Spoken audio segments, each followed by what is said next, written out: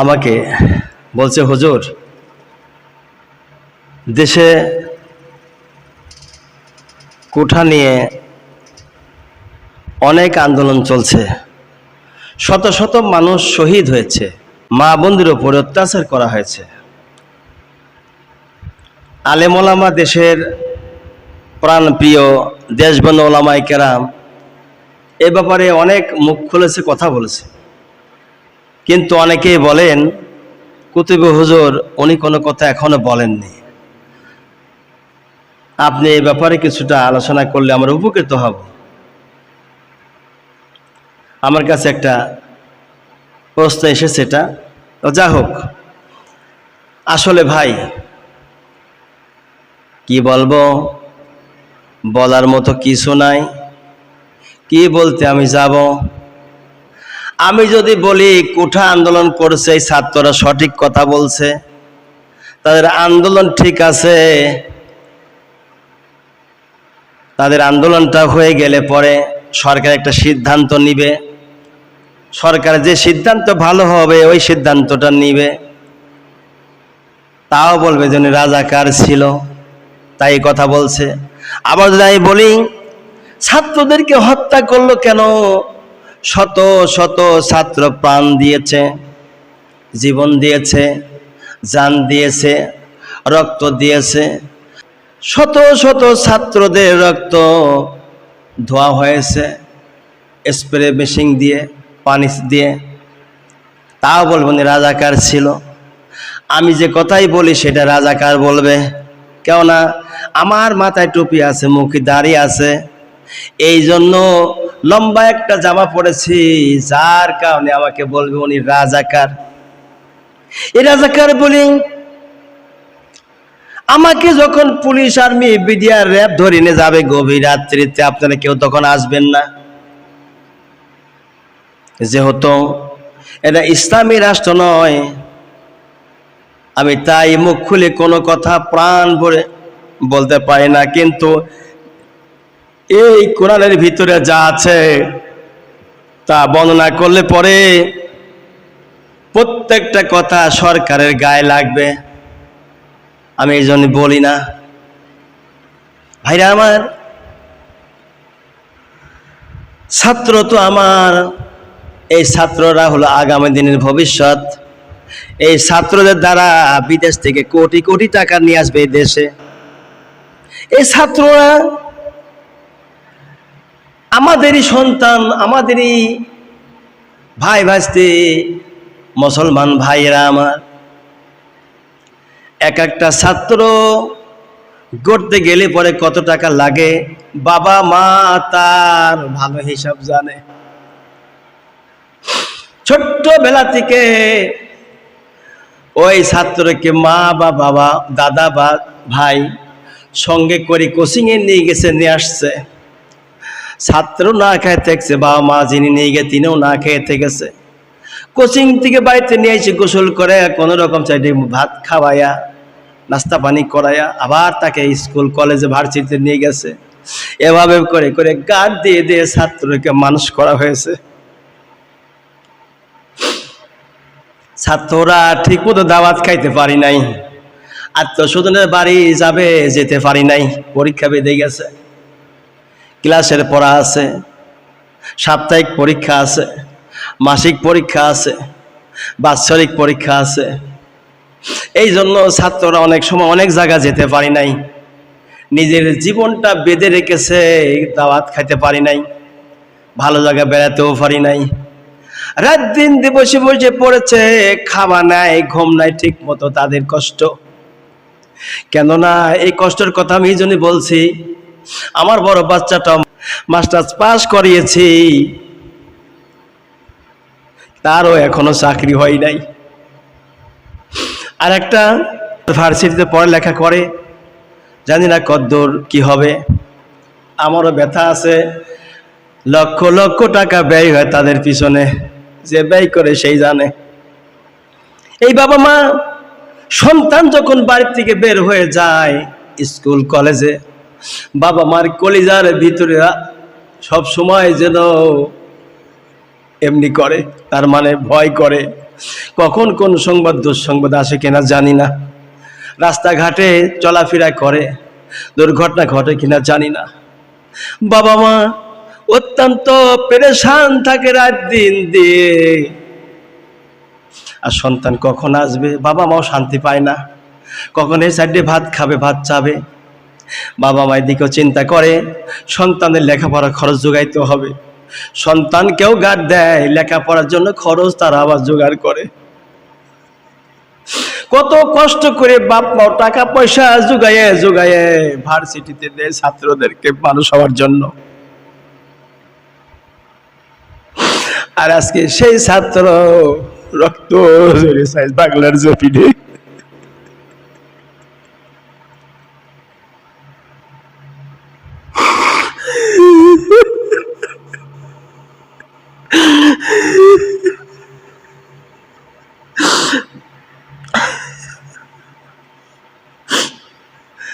কোঠা আন্দোলন করতে গিয়ে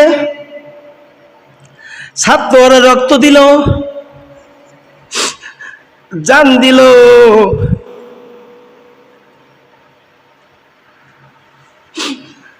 শরীরে তাজা রক্ত ঢেলে দিয়েছে, কারণ একটাই, মেধা হয়ে কি লাভ করতেছি যদি চাকরি না হয়। রাত দিন যে কষ্ট করে পরিশ্রম করে লেখাপড়া করে কি করতেছে, চাকরি না হয়।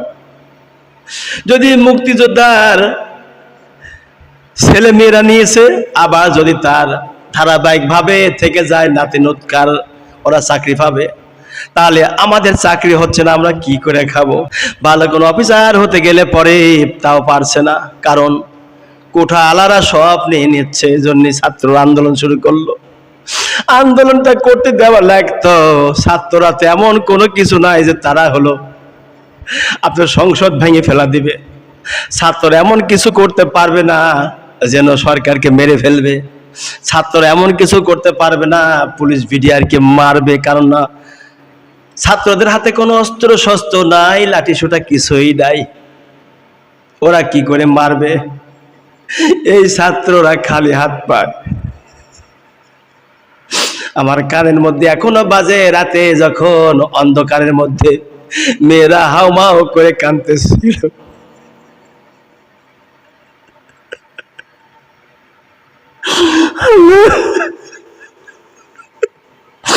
মেয়েরা যখন হাউমাউ করে কাঁদতেছিল, ছেলেরা যখন কাঁদতেছিল, ৭১-এর যুদ্ধ দেখি নাই, যদিও তখন জন্ম হয়েছে তখন একটা মনেও নাই, কিন্তু 2024 সালে যেই ঘটনা বাংলাদেশে ঘটে গেল, যা ইতিহাসের খাতায় প্রথম নম্বরে লেখা থাকবে। এত সুন্দর সুন্দর ছাত্ররা মারা গেল, চেহারার দিকে চাইলে মনে হয় না তাদের একটা থাপ্পড় মারি। এত সুন্দর সুন্দর ছাত্ররা, মায়ের কোল খালি হয়ে গেল, বাবার বুক খালি হয়ে গেল।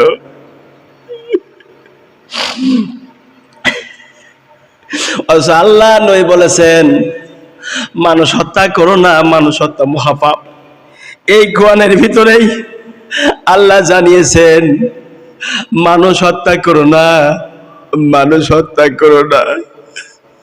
হত্যা করলে গোটা দুনিয়ার মানুষের হত্যার ভার তোমাকে বহন করতে হবে।